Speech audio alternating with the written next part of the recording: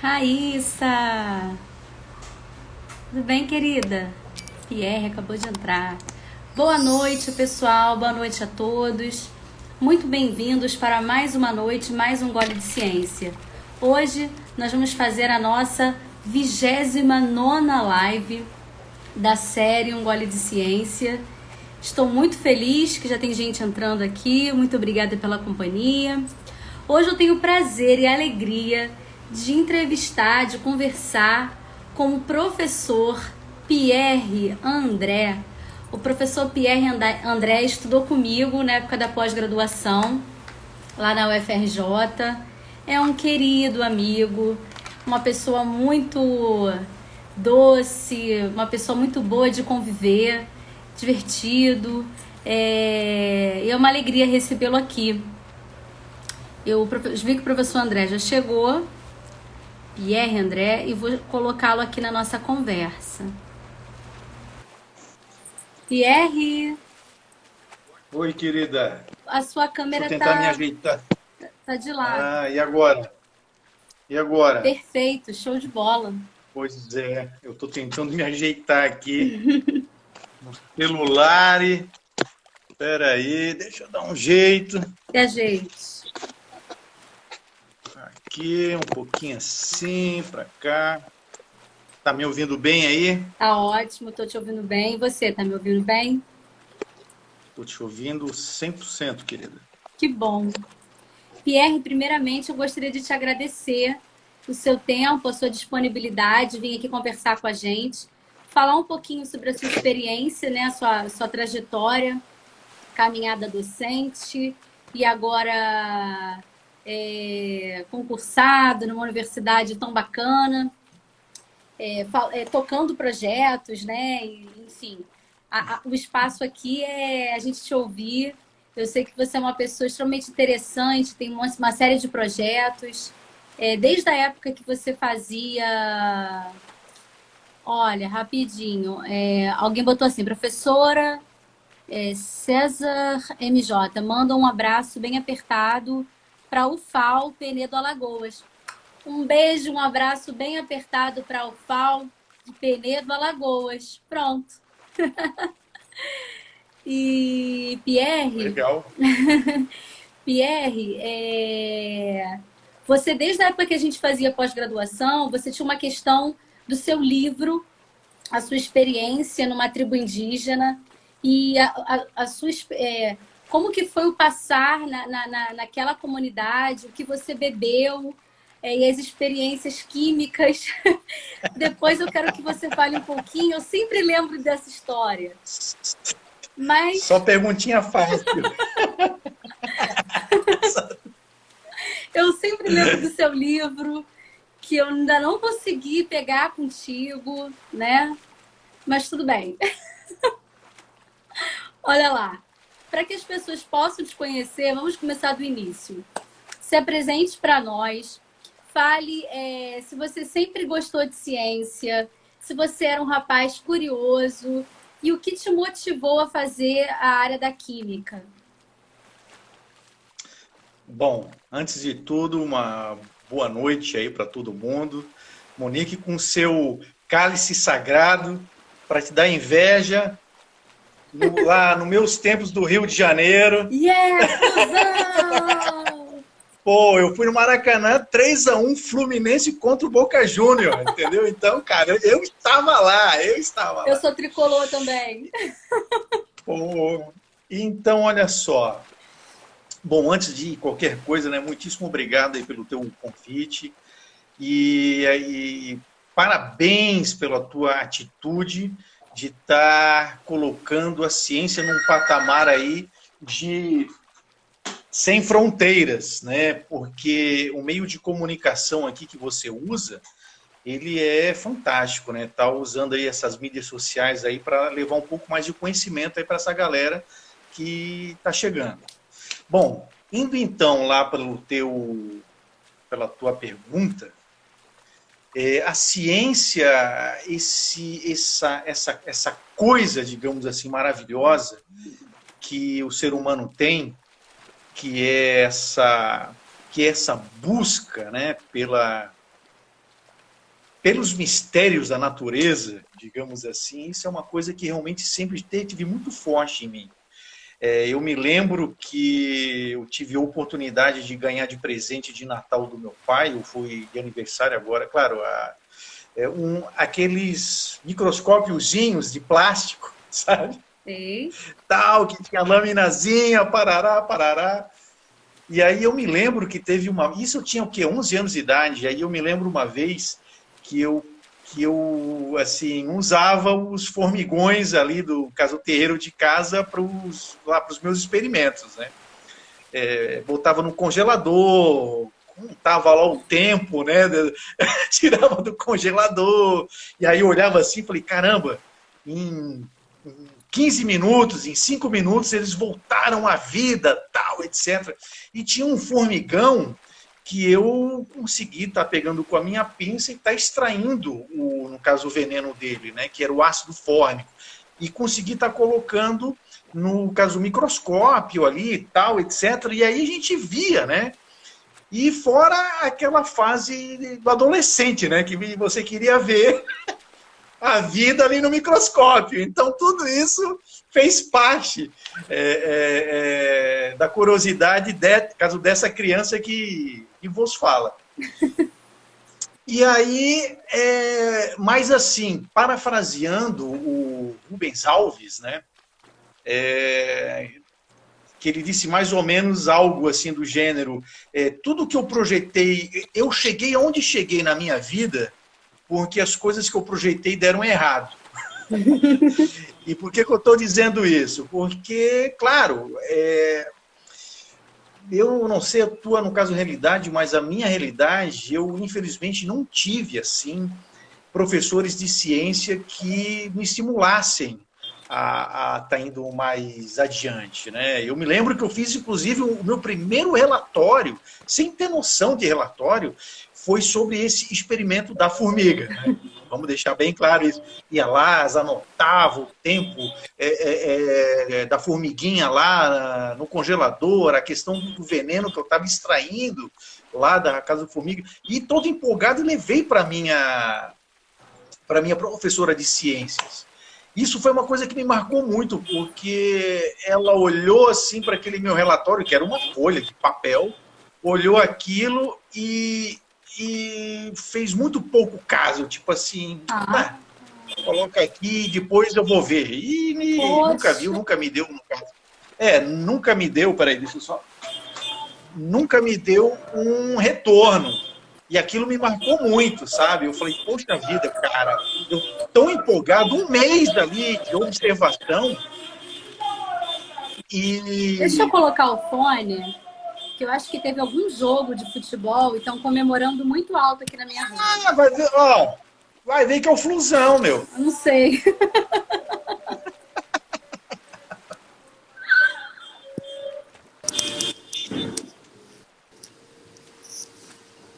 Pronto, melhor assim. Tá. E aí, enfim, aí eu, ainda voltando lá para o Rubens Alves, né? Aí acabou que eu meio que me desgostei, não sei. E aí eu acabei indo para o meu ensino médio, acabei fazendo técnico de administração, olha só, porque eu queria entrar para a aeronáutica. Aeronáutica, cara. vida militar, não, olha, são os momentos de neura. Vida militar, cara. Aí, de repente, no dia que eu tava lá, o sargento olhou assim para mim e disse assim, meu filho, o que tu veio fazer aqui? Eu disse assim, eu vim servir. Eu disse assim, tu não tens condição de estudar? Eu disse assim, tenho, graças a Deus tenho, tive essa oportunidade na minha família, né? E aí, então, assim, então, rapaz, te manda daqui, te dou excesso de contingente, faz um cursinho e vai estudar. Aí eu olhei bem para a cara dele, aí ele assim, tu vais perder um ano da tua vida aqui, vai ser um ano inútil para ti. Vai estudar, cara. E foi o que eu peguei e fiz. Pá, e aí eu fui fazer o vestibular para medicina. Olha só, para medicina. Mas aconteceram tantas coisas na minha vida ali que me motivaram a fazer para medicina. Então eu tinha essa coisa, talvez muito altruísticas em detrimento da minha família, de toda a carga emocional da minha família, as questões culturais e tal, etc. E na minha época ali dos anos 97, 98, tal, tudo, o caso vestibular aqui da UFSC era cruel, né? Era 01, 04, 08, 16, 32 e 64 para você assinalar. Se você uma única questãozinha ali de você estar fazendo ali o tal do teu somatório, já era, você estava no caso eliminado. Então, tu imagina, eu vim de um ensino médio técnico em administração para encarar a medicina. Então, no caso Monique, foram 4 anos dedicados intensamente, sábado, domingo, Floripa, praia, verão, e eu ali estudando. Na época eu já estava morando com o meu avô, na casinha de madeira dele, né?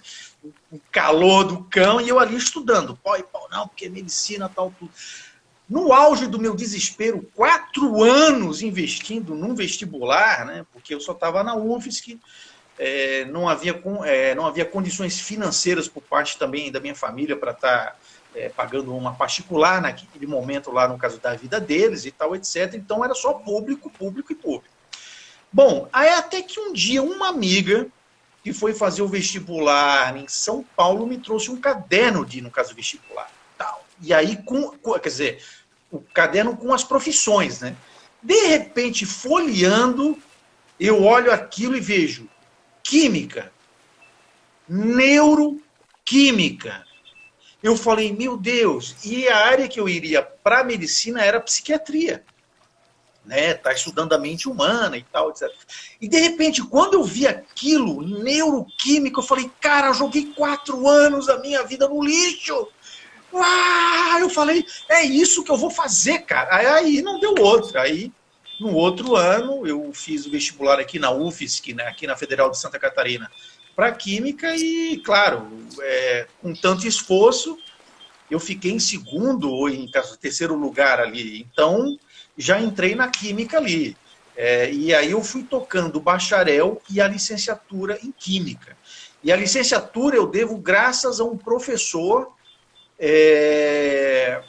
de que assim, eu estava já meio que abandonando a ideia no caso da licenciatura.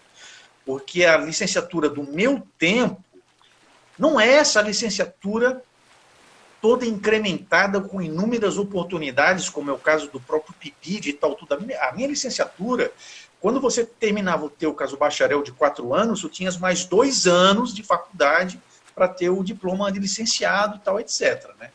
Bom, e aí quando eu estava desistindo, porque realmente era uma coisa muito insípida, muito sem sal, eu falei, cara, é isso então que é no caso da licenciatura? E, enfim, não chorando muito as minhas mágoas aqui, eu encontrei um professor da disciplina de estatística, inclusive ele não era nem brasileiro, era da América Central, e ele, cara, quando ele me viu descendo a rampa da biblioteca ali da UFSC, ele teve um insight, me pegou na mão e disse assim, Pierre, sou um professor, tal. Pierre, você está fazendo a tua, no caso, licenciatura ainda? Eu falei, professor, eu acho que eu vou desistir, vou ficar só no bacharel. Ele disse, meu filho, e aí ele teve aquela conversa comigo. Foram 10 minutos de conversa que mudaram a minha vida. Aí você vê a importância de um professor, a importância de um professor na vida de um ser humano. Um professor, ele é aquele que joga boia salva-vida quando você está ali nadando no oceano, já perdendo forças, já desistindo, de repente vem aquela boia salva-vidas e você se agarra, que é aquele direcionamento, que é aquela conversa amiga que faz com que você acorde.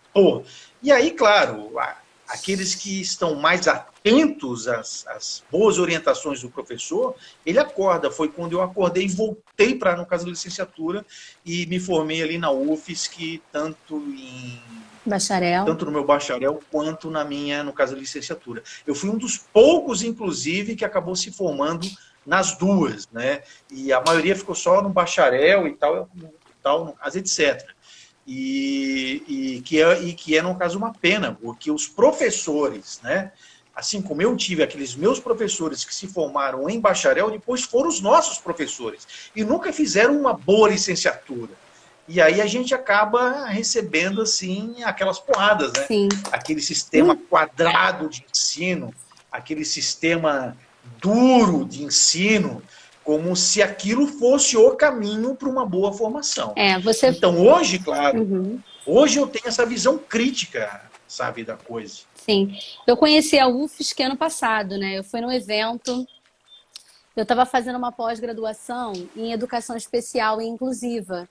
E teve um colóquio internacional, o primeiro colóquio internacional aqui no Brasil, sediado aqui no Brasil, né? Que foi lá na UFSC. E eu amei a universidade, eu achei uma graça. É uma faculdade, a UFSC é uma gracinha. Eu fiquei apaixonada. A UFSC é uma potência. O campus é muito bonito. E você falando sobre a diferença da licenciatura de antigamente, da nossa época. Espera aí rapidinho que minha cachorrinha está comendo fio. Ela é filhote, ela não pode, ela já sabe. Aí tem que botar o meu pé para ela comer o meu pé.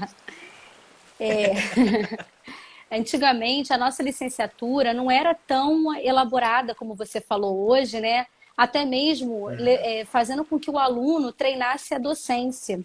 Eu me lembro muitas pessoas até já falaram isso aqui nas lives, que a licenciatura, que o aluno fazia um bacharel, né? Como você falou, era um bacharel. O aluno tinha que saber calcular tudo de tudo, todos os pHs, calcular titulação, fazer uma boa fisquia, uma boa orgânica.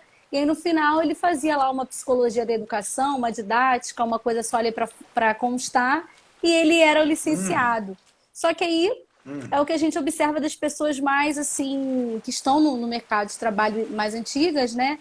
Que acabam entrando meio que de saco cheio, sala de aula, não faz nada para motivar. É aquele papo que sempre a culpa é do aluno, né? Aquela coisa tipo, o aluno não quer nada. Enfim, mas será que a gente está usando todos os recursos para melhorar o aluno, né? Enfim, é muito complexo essa questão aí. Quero dar boa noite a quem chegou agora, a professora Tati Carvalho, da Salinha, lá de IBH, já veio conversar aqui com a gente, com a Ciência, Música e Arte, que acabou também de entrar aqui. Muito obrigada pela companhia. Então, mudou muito, o Pierre, a questão dos cursos de licenciatura, né? Mudou demais. E que bom, porque hoje em dia o aluno faz Química Geral num curso de licenciatura, vendo o que ele pode puxar dessa Química Geral para o seu curso de licenciatura. Ou seja, de que forma eu posso ensinar estequiometria para o meu aluno? Com o viés ligado com a pedagogia, entendeu? Que recursos eu vou usar para o meu aluno? Porque você chegar e falar reagente limitante em excesso, cálculo de rendimento, pureza, tudo isso o aluno ele precisa ver uma aplicação, né? E quando ele não vê a aplicação... Peraí, rapidinho. Marieta, me dá o fio. É muito levada. Marieta. Marieta. Ela é muito terrível. Eu deixei o negócio do carregador, ela foi pegar. Bom, enfim, a sua trajetória, então, foi depois de tentar muito para medicina, acabou se encontrando aí com a neuroquímica, que é uma área aí da interseção, né? E eu acho que isso é bonito da nossa área, né, Pierre? Como que a nossa área conversa com outras áreas, você não acha?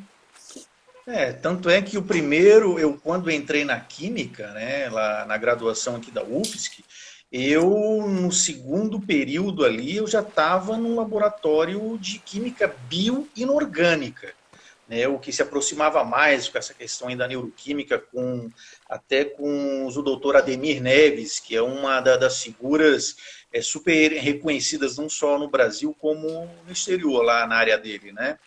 E ali eu estava estudando, né, os complexos de cobre com o ligante, H2BB-PEN e tal, estava estudando essa questão da hipercupremia, hipocupremia, e quem estava me orientando ali era um aluno de doutorado, que hoje está nos Estados Unidos, muito bem obrigado, com baita de um laboratório lá, que é o Dr. Cláudio Nazari Verani.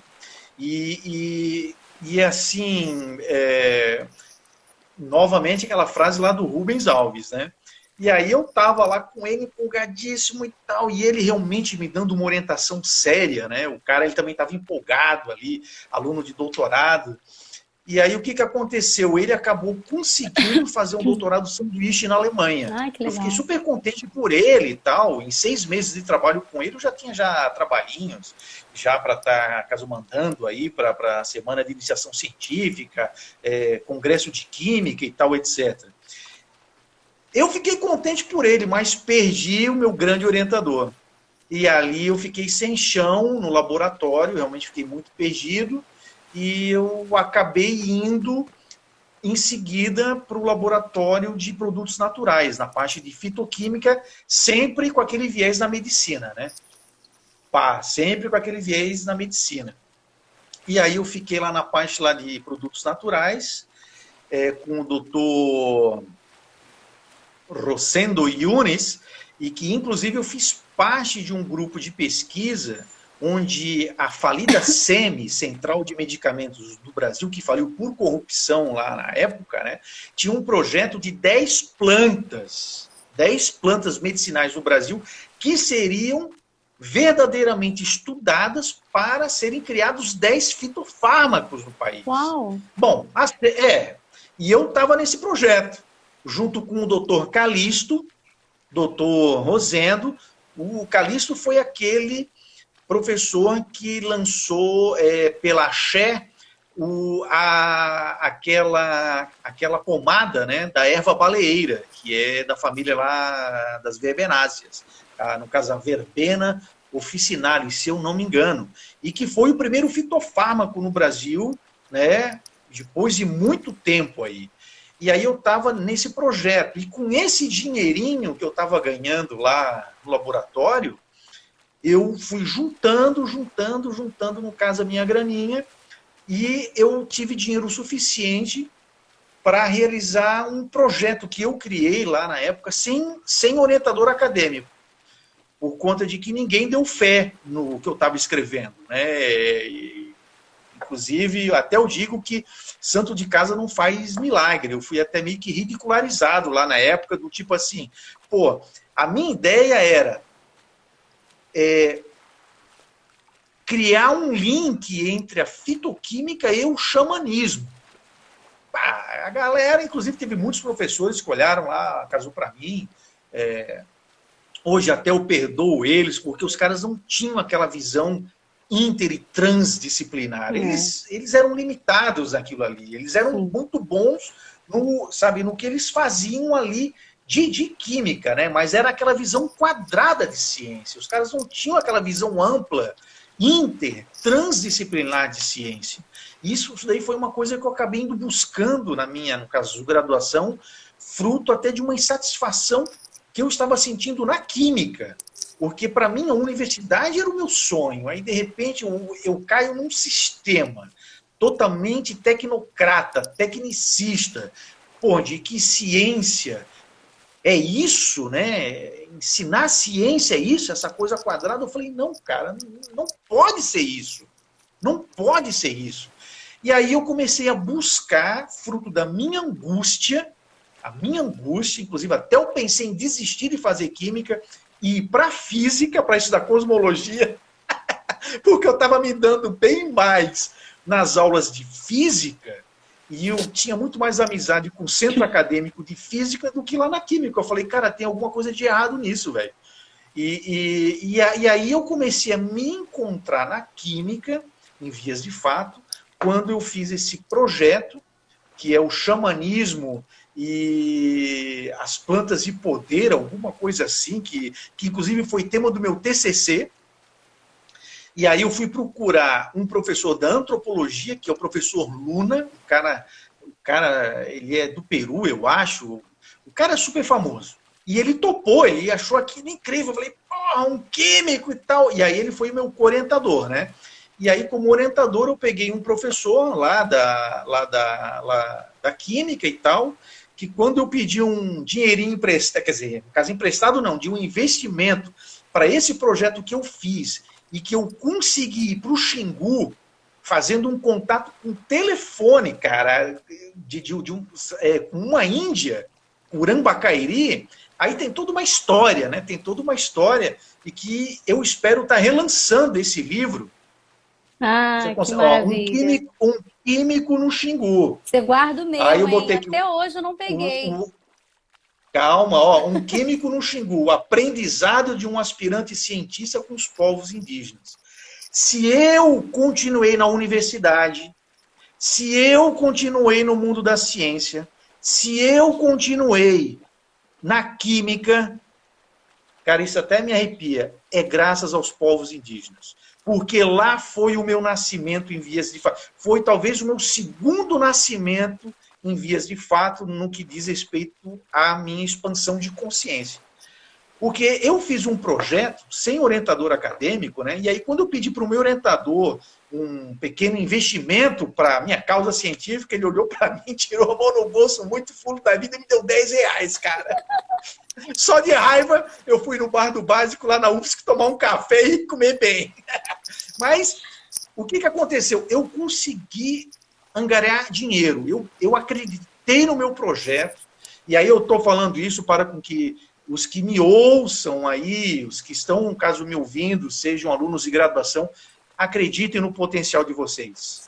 Eu sei que o sistema é cruel, o sistema vai dizer para vocês, você não vai conseguir. Mas aí onde você tem que ter o seu mindset de crescimento e pegar e falar o seguinte, eu vou pro pau agora, eu vou pra batalha, eu vou mostrar que eu posso, que eu tenho essa capacidade. E foi o que eu fiz, cara. Eu, assim, indo contra todas as opiniões, eu fui lá na porta da pró-reitoria, bati lá na porta lá de assuntos estudantis, ou eu nem me lembro qual foi lá no caso da tal da pró-reitoria. Aí o professor, ele me olhou, aí eu fui com o meu projeto impresso, tal, tudo bem certinho, pá. Aí ele olhou aquilo e, claro, ele também não era dessas hard science, né? Ele era lá da área de sociologia. E aí ele olhou aquilo e ele achou incrível. Ele olhou assim, pá, mas tu vai sozinho? Eu falei, olha, eu tinha 4, mas os 4 desistiram, que eram outros estudantes e tal. E eu tô sozinho. Aí ele me olhou assim, ele me olhou sério, ficou me olhando. Gostei de ti, guri. Vou te dar as passagens, tal, e aí vai lá e fala com essa outra pró-reitora tal, que é lá da área da química, a professora Nazaré.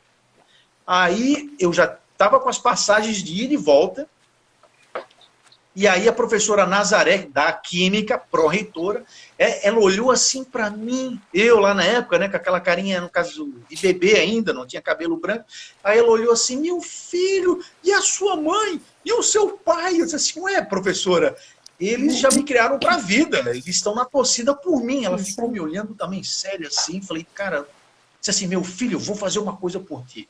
Eu vou conseguir um dinheirinho aqui pela pós-graduação, vou dar um jeito aqui, vou te dar esse dinheiro, mas ó, fica só entre nós. Eu falei, com certeza, doutora. Cara, eu tinha dinheiro, fui fazendo a minha vaquinha com a vizinhança, as pessoas foram se sensibilizando, e no dia 3 de janeiro de 1998, já estava eu embarcando no ônibus, saindo de Floripa, indo até Cuiabá. De Cuiabá, eu tive que pegar um outro ônibus da empresa Rubi, que só tinha um horário só de ônibus, 7 horas da manhã, viajando mais 550 quilômetros de Cuiabá até a região lá do Alto Xingu, e de lá eu parei numa cidadezinha chamada Paranatinga, conhecida carinhosamente como Paranabala, cidade de garimpo. Nossa. Imagina. Aí chega um cara aguado, né? Jovem. Aí eu tinha jovem, gurizão, tinha raspado o cabelo com mochilão. Cara, coisa de filme de faroeste. Pensa numa cidadezinha de faroeste que tem assim, ó, uma lombada, seja bem-vindo, você passou a lombada, volte sempre. Ali é o fim do mundo. Ali é o fim do mundo. E todo dia tinha um corpo estendido lá no meio da rua, cara. Assim, cidade de garimpo. Aí eu fui aí o único hotelzinho que tinha lá da cidade era de 2 andares. O hotel, 2 andares. Cara, eu peguei e fiquei lá, era de um senhor evangélico até, ele assim, meu filho, não saia daqui, toque de recolher aqui nessa cidadezinha, 6 horas, 5 e pouca da tarde. Pierre, era impressionante. A Silvinha tá na nossa live assistindo. A Silvinha é maravilhosa. Beijo, doutora Silvinha. Beijo, Silvinha. Demais da conta, pensa. Aliás, vocês duas, e juntamente com a Monique... Eu sou a Monique. Com a Mônica... Não, com a Mônica. A Mônica. Você, a Mônica e a Silvinha foram 3 grandes aquisições que eu tive no meu coração, que até hoje nós estamos nos comunicando, nos falando. Isso é uma coisa muito legal. Bom, enfim... Aí, meu anjo, o que aconteceu? Você chegou lá na cidadezinha? Aí eles disseram o seguinte, olha, cheguei lá na cidadezinha, tá, um extraterrestre, né? E ali eu já estava aguardando os meus amigos, os meus irmãos Curambacairi, do povo Curambacairi, que veio com a caminhonetinha deles toda remendada e tal, tudo, e eles já estavam me aguardando, mas ninguém me conhecia. Ninguém me conhecia. Eu fui na cara, na coragem e tal, tudo. Eu só tinha um contato com uma índia por telefone. E aí eu dei mais ou menos as minhas características para ela. E aí, chegando lá, eu falei, esse senhor lá do hotel, ó, esses são os índios aí e tal, tudo. Eu falei, pô, beleza. Aí, chegando lá, eles me cataram, né, fizemos aquelas apresentações e tal, tudo. E eu passei quase 2 meses lá na aldeia, junto com os Curambacairi e depois com os Chavantes. Qual foi o estado? Eu fiquei no Mato Grosso, na região do Xingu, né? Porque tem o bairro do Xingu. E aquilo mudou a minha vida, aquilo mudou minha vida, Monique. Eu voltei para a UFSC com uma garra. Ali eu voltei transformado mesmo, sabe? Ali, aquilo para mim foi um banho de cidadania. O que deveria ser feito em vias de fato? As universidades públicas devem investir maciçamente em projetos de extensão. Sim. Ponto. E a Universidade Federal do Amazonas tem essa e mais uma no Nordeste, que agora eu não me lembro o nome. São as 2 únicas federais no país que pagam um projeto de R$ 1.500 para os professores desenvolverem com seus alunos, ao longo de um semestre, uma atividade extensionista, estimulando com a extensão o link entre o ensino que você faz com a sua pesquisa. Cara, olha a oportunidade que esses alunos da Universidade do Amazonas têm.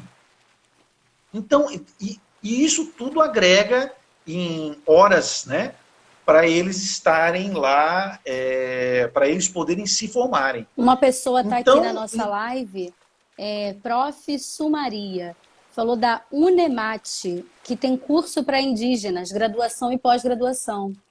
Unemate. Então, super abraço aí para o professor. Olha, professor, Sumaria. Profa Sumaria. Sumaria, não sei. Profa, subsumário. Olha, profa, eu tive a oportunidade de dar aula. Quando eu acabei o meu doutorado, eu fui para a Espanha, né? Agora já dando um salto quântico aí. Fui para a Espanha, né? Onde eu tive a oportunidade de ficar 1 ano no Instituto de Química da Universidade Politécnica de Valência, onde eu fui estar estudando a parte lá da fotoquímica e da fotofísica dos fármacos, né? Aí, quando eu voltei, né, um pós-doc fora do Brasil é maravilhoso, mas pós-doc aqui no Brasil, cara, me perdoem aí mas é furada. Assim, o pós-doc só serve aqui no Brasil por conta de que ainda você não tem um emprego. Mas eu aconselho a galera, olha, fez o pós-doc, vai para fora do país, cara. A tua cabeça faz assim, ó. Aí você vai ver como é que os caras trabalham. É outra. Os caras podem nem se gostarem de um departamento com outro, mas os caras são profissionais. Os caras não é, esse é o meu equipamento. Não, meu. O equipamento é para todo mundo. Eles pensam no conjunto. Mas voltando, eu divago muito, viu? Aí voltando, aí quando eu voltei, eu falei, cara, pós-doc aqui no Brasil, nem pensar, velho. Você fez mestrado em que área, Pierre? Eu fiz o meu mestrado na Universidade Federal Rural do Rio de Janeiro, na área de Química Orgânica em produtos naturais. Você já estava no Rio, onde então. Eu tive a grande... Já estava no Rio. Não, isso foi no mestrado, né? Já estava já ali quase um carioca, entende? E aí, lá na Rural, eu tive o privilégio de conhecer o professor doutor Aurélio Buarque de Holanda, filho do professor, filho do dicionário Aurélio. E ele era um cara com uma visão tão ampla, né? E ele era um dos poucos professores que chegava ali na minha para estar trocando uma ideia química com o xamanismo, com a química e tal, etc. Ai, que legal. Bom, aí quando eu voltei da Espanha, eu falei, não, cara, eu vou fazer um concurso aí, nem que eu entre para professor substituto, para estar ganhando o currículo, porque é isso que pesa a nível de, no caso do concurso, por mais incrível que pareça, você pode ter trocentos paper, cara, mas o que vai pesar ali, fulano de tal, já deu aula, é a experiência, cara, entendeu? Bom, aí eu fui para o instituto, na prova de aula aí eu fui pro Exatamente. Aí eu fui para o Instituto Federal da Bahia, em Porto Seguro. E aí, só lá nesse ponto lá da professora, eu dei aula. O concurso que eu fiz lá para professor substituto foi para dar aula para os povos indígenas. Que legal! E aí eu dei aula para os pataxós ranranhã, e eu dei aula também para os tupiniquins, é isso? Ou seja, a sua experiência... Tupinambá. Bom, enfim. A sua experiência de ter vivido lá no Xingu foi riquíssima nesse momento. Fez toda a diferença. Tanto é que quando, inclusive, o cara que era o coordenador do curso de licenciatura lá indígena, o cara é índio. Doutor Edson Caiapó, do povo indígena Caiapó. Quando o cara ele viu a minha... no caso, a minha vivência. E na época do doutorado, só um pouquinho, eu fui com um grupo de pesquisa, e eu me lembro que foi a última semana quando eu fiz a disciplina lá de Química Orgânica, no caso avançada, e com mais aquelas outras disciplinas, né? Aí veio o convite de um grupo de pesquisa de Brasília com um grupo de pesquisa de Floripa me convidando. Pô, você tá afim de ir? Falei, o quê? Agora. Com certeza. Aí... aí no outro dia passei a mão na minha mochila, Monique, ó, Madi em Xingu de novo. Só que dessa vez eu fui com os camaiurás. E nos camaiurás, e aí foram 12 horas de barquinho, num barquinho que eu digo numa chata, sabe? Com um motorzinho ali de popa e rio cheio de piranha e onça do outro lado. Cara, e aí nós fomos e chegamos nos camaiurás. Eu sou um brasileiro privilegiado. Eu sou um brasileiro privilegiado. Aliás, eu sou um terráqueo privilegiado. Eu sou um terráqueo. Porque, cara, e foi lá convivendo com eles que eu me lembrei de um livro que eu li, inclusive na aldeia indígena, do Darcy Ribeiro.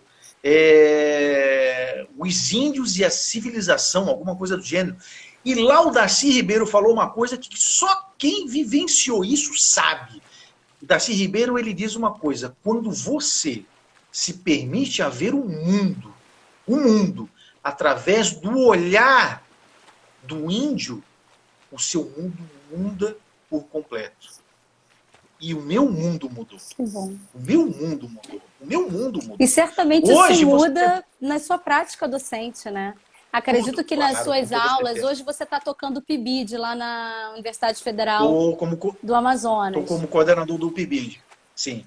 Fala um pouquinho, Não, isso muda.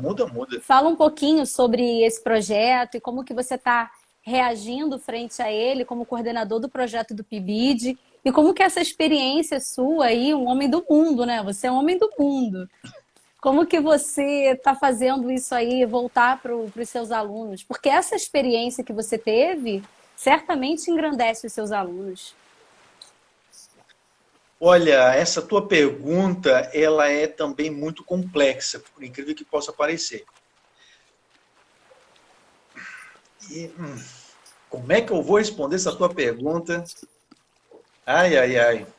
Bom, o PIBID é a minha primeira experiência, né? Com essa pandemia aí, a gente está se virando nos 30. Sim.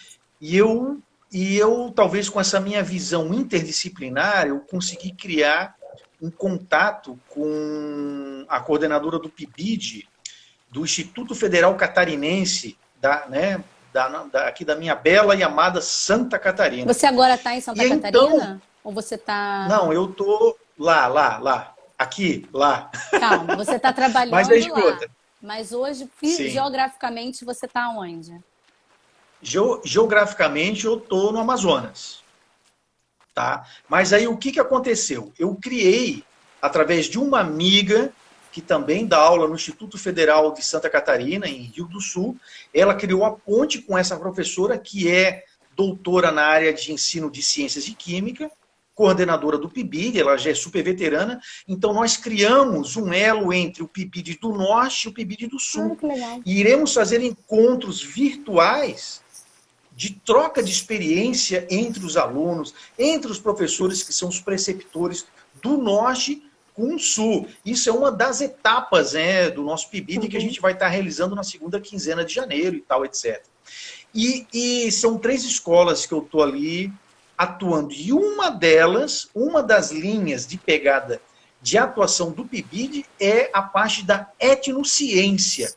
Ou seja, pegar o conhecimento dos caboclos, dos ribeirinhos e tal, etc., e levar para a escola, né? Então, criar esse tipo de linguagem, a questão das plantas medicinais, né? Que foi a minha pegada por muito tempo, tal, etc. Valorizar a cultura do campo, valorizar a cultura do ribeirinho, valorizar a cultura do caboclo, a cultura indígena. Porque o nosso país, Monique, é um país amargamente preconceituoso, é um país amargamente racista. Verdade. Toda essa indumentária de que o brasileiro é um povo alegre, não sei o quê, tal. Olha, vocês me desculpem, mas o brasileiro é um povo extremamente racista, assim, é um povo preconceituoso, é um povo que precisa crescer muito em sua espiritualidade. Sim. E eu acho que a espiritualidade, ela passa... Eu vou contar a minha experiência. Ela passa quando você se permite a ver o mundo pelos olhos do outro. Foi quando eu me permiti sair da UFSC e lá no meio do mato, não sabia se eu ia voltar ou não, a minha família estava ciente disso, mas a minha família me deu apoio, porque era onde estava o meu coração. Parafraseando Carlos Castaneda, na Erva do Diabo, com El Brujo Don Juan, diz assim, pergunte se esse caminho tem um coração. Se esse caminho tem um coração, não hesite, não tenha dúvidas, não retroceda jamais, avance, foi o que eu fiz.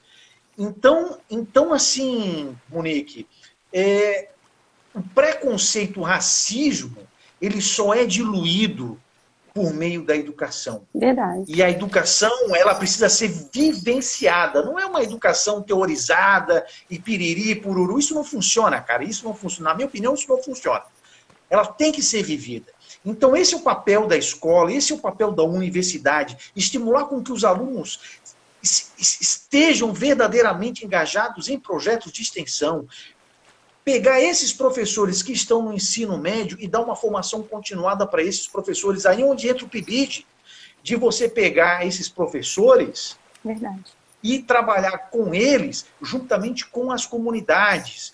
E se você me permite, aqui a fala, um dos meus projetos de extensão que eu fiz lá, aí eu tive que mudar completamente a minha linha de pesquisa, né?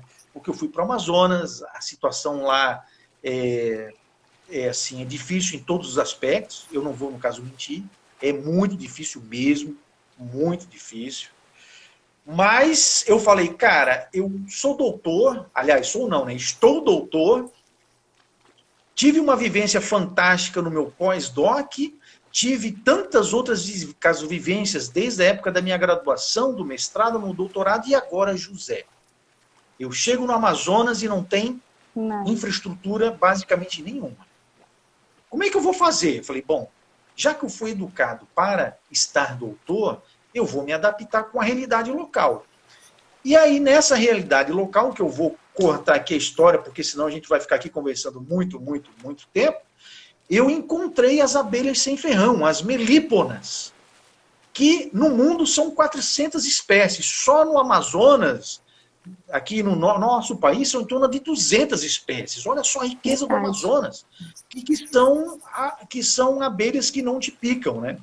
E aí eu comecei a fazer análise físico-química, um controle de qualidade dos méis, dos caboclos, das comunidades ribeirinhas que produzem essas abelhas e tal, etc., né? Do sistema racional de produção dessas abelhas, sem você estar derrubando um tronco de árvore e tal, tudo, não. Eles têm lá, no caso, as casinhas. E eu não conhecia, cara, eu não conhecia. E aí, de repente, eu estava lá no meio lá da comunidade provando de um mel, que foi uma vivência, porque eu estava com uma dor de garganta. E aí o caboclo lá, prova esse mel aqui, caso professor. Te juro, quando eu provei o mel, abriu assim, ó, aquela dor de garganta. Eu falei, velho, o que é isso? Que riqueza é essa? Aí eles viram, esse daqui é o nosso mel, professor. Esse daqui é o nosso mel. Eu falei, não, peraí, bicho. O que é isso, cara? Eu senti na pele aquele benefício. Aí eu comecei a fazer projetos de extensão. Comecei a fazer 9 projetos de extensão. Uau! 10 iniciações científicas, estudando a físico-química, o controle de qualidade dos méis, né, dessas abelhas, e uma orientação de mestrado, que, em modéstia à parte, foi quase uma tese de doutorado do caso meu aluno. E aí a parte mais linda da coisa, aí eu fiz uma parceria com a UFSC, claro, aqui a UFSC me abriu as portas do laboratório com os equipamentos mais maravilhosos que você possa imaginar, tal. E também a UFOPA, a Federal de Santarém. Deu já para notar que eu já não falo muito, então a comunicação está no espírito do professor que faz licenciatura, aí, cara. Então, quem não se comunica, se trombica, como diria o velho guerreiro. Então, a comunicação é tudo, cara.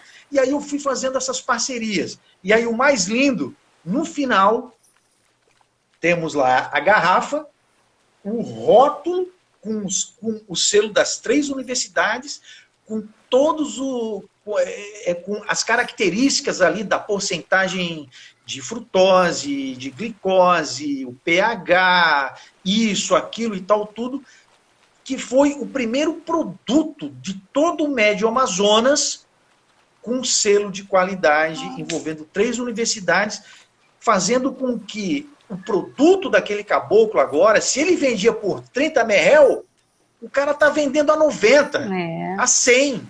Porque vale, cara, porque vale. E aí a senhorinha lá, que é líder comunitária, ela assim... Aí fomos na televisão, mostramos o trabalho, tal, tudo. Aí ela assim, professor Pierre, ela assim, né?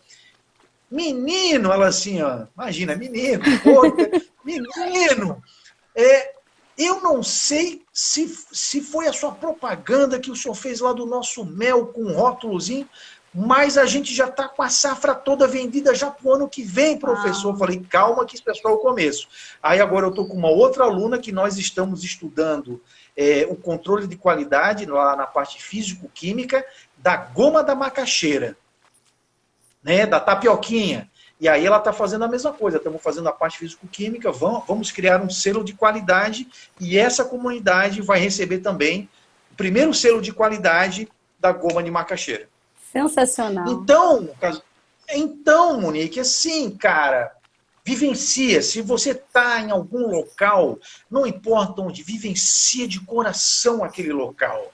Mergulha, se permita conhecer as pessoas. Eu tô lá, de vez em quando eu recebo um tal do benzimento, que eu acredito nisso, tá? Ai, como que um doutor em química acredito, sim, porque eu vi coisas que os xamãs fizeram nos processos de cura nas aldeias indígenas que até Deus duvida, como diz o outro.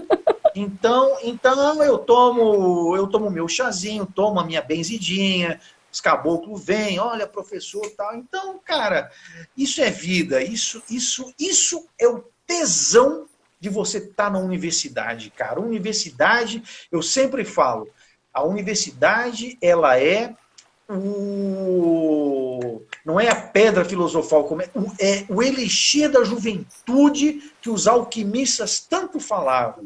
Por quê? Porque é na universidade que você está lá naquela troca contínua de juventude e você conhece professores do mundo inteiro que estão ali, de outros estados, as comunidades, quando o professor, quando o cientista, ele se liga dessa riqueza ampla, ele sai daquele casulo do seu laboratório ali e se permite a estar conhecendo o que existe em sua volta. É isso aí. Então, assim, é o que eu acredito, é o que eu vivencio, sabe?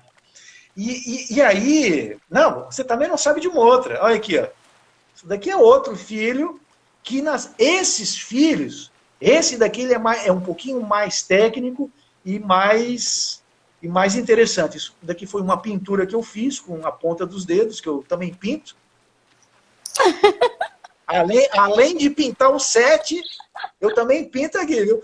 E aí eu tirei a foto para estar fazendo aqui do meu quadro, que é Um Químico e o Curandeiro, Plantas e Poder, Xamãs e as Moléculas do Misticismo. Como é que a gente faz para encontrar esses livros? Ambos os livros já estão esgotados. Ah, Pierre. Foi pela Fundação Gutenberg, no Rio de Janeiro, na época do meu doutorado. Quando eu estava no meu doutorado, eu estava tocando esses dois projetos juntos e eu consegui estar publicando pela Fundação Gutenberg, eu entrei num acordo com eles, não vendi os meus direitos autorais, porque senão eu não teria como estar trabalhando mais, e eu estou, digamos assim, fazendo uma revisão e ampliando elas. Sim. Então, tem que relançar, eu quero ver se... É isso, exato. E aí a ideia é dar os direitos autorais para a UFAM, entendeu? Ou para alguma outra universidade que eu for, não sei, por enquanto eu estou lá na UFAM, e tá entregando lá só, pronto. Porque esses livros estão na UFAM. Você pensa em voltar para o Sul? Eu seria hipócrita se eu dissesse que não. Santa Catarina, amo Santa Catarina, eu acho que é um dos poucos estados que tu tá na praia, com 40 minutos de carro, tu tá nas montanhas. Eu amo as montanhas, eu sou apaixonado por montanhas. E apesar de eu ter esse espírito bem cigano, realmente sou bem cigano, inclusive eu recebi um convite para ir para o UFOPA. Quando eles me conheceram lá, o curso de licenciatura em Química lá, eles ficaram loucos. Eu falei, não, vem para cá, professor, que tem a vaga. Fica onde? Fica onde essa? Fica em Santarém, é um paraíso, lá onde eu fazia os meus trabalhos de pesquisa, né, uma partezinha deles com o meu aluno de mestrado. Ô, e Pierre, Santarém é maravilhoso. Oi. A Silvinha está dando uma ideia aqui para você lançar em versão digital os livros. Silvinha. Silvinha, né, cara? Ela é uma, hein? Tá aí. É uma. Silvinha, isso depois tu me dá muito. o caminho das pedras. Barateia. Pronto. Depois tu me dá o caminho das pedras aí, meu anjo. Tá aí. Edição digital, pronto. Então, faz um e-book. No papel já foi. Vou fazer 2 e-books. Inclusive, um deles, eu estava já escrevendo outros capítulos, que eu estava lá no UFAM, escrevendo. E aí, cara, quando você se envolve com tanta coisa, aí o livro acabou ficando de lado, mas está lá um outro capítulo, lá no caso escrito, onde eu conto as minhas experiências com a ayahuasca, né, e as moléculas do misticismo, quando eu tive a oportunidade de conhecer, no coração da floresta com os xamãs ali, na essência da coisa. E aí também a tua mente muda, tudo muda, né? Teu Sim. conceito de vida, cara, tudo muda. Tu olha e tu diz assim, uau, cara, a vida é um oceano sem fim. Que explosão de coisas, tem tanta coisa para a gente viver em tão pouco tempo de existência física, né? É verdade. Então que a gente aproveite o máximo essa nossa existência física. Verdade. O máximo, o máximo, o máximo. Eu ia te pedir para deixar uma mensagem final, mas você já deixou. Já tem. Não. Pera aí que eu fiz uma colinha aqui. Posso ler Fique à vontade, a mensagem porque final? está quase acabando. Primeiro, eu gostaria de agradecer a Então, todos que ficaram aqui nos assistindo. Você é uma riqueza, Pierre, de pessoa, uma riqueza de amigo. Eu fico muito feliz de ter mantido a nossa amizade, mesmo que à distância, né? Porque você está na região virtual. norte e eu estou aqui no sudeste, mas a nossa amizade se manteve graças às redes sociais, né? Estive falando com Verdade. vocês esse período de quarentena, né? Para sua disciplina lá com seus alunos. Sim. Fiquei disposta, disponível, estou para continuar no seu projeto aí com a galera do PIBID. Pode contar comigo sempre. Eu tô doida para visitar a universidade presencialmente, assim que der. Vou conseguir visitar vocês. A gente só precisa de uma vacina, ter uma segurança, né, para voltar. Teu marido, ele gosta de pescar? Não. Ah, eu também não, mas a gente vai fazer um peixe lá. Comer a gente Então, come. pescar é uma droga. Pescar é uma droga, mas eu adoro peixe, cara. Vamos Mas sim. então... Mas diga então, André, obrigada e termine aí com tantas coisas maravilhosas que você já falou, de experiência de vida, sua pesquisa.